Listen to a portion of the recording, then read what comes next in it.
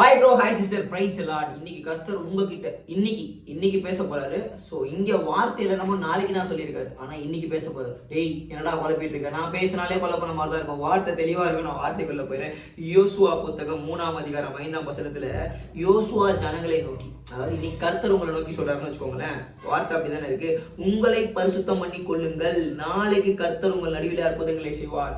நான் வெறும் நாளைக்கு உங்கள் நடுவில் அற்புதங்களை செய்வார் தான் வசனத்துல போட்டிருந்தேன். ஓகே, எனக்கு ஒரு கேள்வி இருந்து, நாளைக்கு தான் செய்வீங்களா, நீ செய்ய மாட்டீங்களா? ஆண்டவர் சொன்னாரு, இன்னைக்கு நீ உயிரோட இருக்கிறதே அற்புதம் தான்டா அப்படின்னு. ஆமாங்க, மூச்சு அப்படி இழுத்து உள்ளதான் முடிஞ்சு போச்சு. இன்னைக்கு வரைக்கும் வச்சிருக்காருல்ல. நாளைக்கு இல்லைனாலும் நாளைக்கு இல்லைனாலும் என்னைக்குனாலும் அவர் நமக்கு வச்சிருக்கிறத செய்ய தான் போறாரு.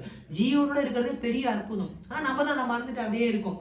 பரிசுத்தம் இல்லாம வசனம் முன்னாடி அப்படிதான் சொல்லப்பட்டிருக்கு. பரிசுத்தம் பண்ணிக்கோங்க, தப்பு பண்ணாதீங்க, அதெல்லாம் விடுங்க, பிராக்டிஸ் பண்ணுங்க, விழுந்தாலும் பரவாயில்ல, எந்திரிச்சு வாங்க, ப்ளீஸ் கிளீன் யுவர் செல்ஃப். அப்பதான் உங்களால மிராக்களை பார்க்க முடியும், அப்பதான் உங்களால அற்புதங்களை பார்க்க முடியும், அப்பதான் உங்களால அடுத்த கடத்துக்கு போக முடியும் அப்படின்னு தான் ஆண்டவர் சொல்றாரு. புரியுதா பிரதர், சிஸ்டர்? புரியுதா? புரியல, திரும்ப கேளுங்க. இன்னைக்கு கேட்கறீங்களா, இன்னைக்கு நீங்க ஜீரோட இருக்கிறதே அற்புதம் தான். ஓகே, இன்னும் பரிசுத்தம் பண்ணிட்டீங்கன்னா ஒவ்வொரு நாளுமே உங்களுக்கு அற்புதம் தான். புரியுதா?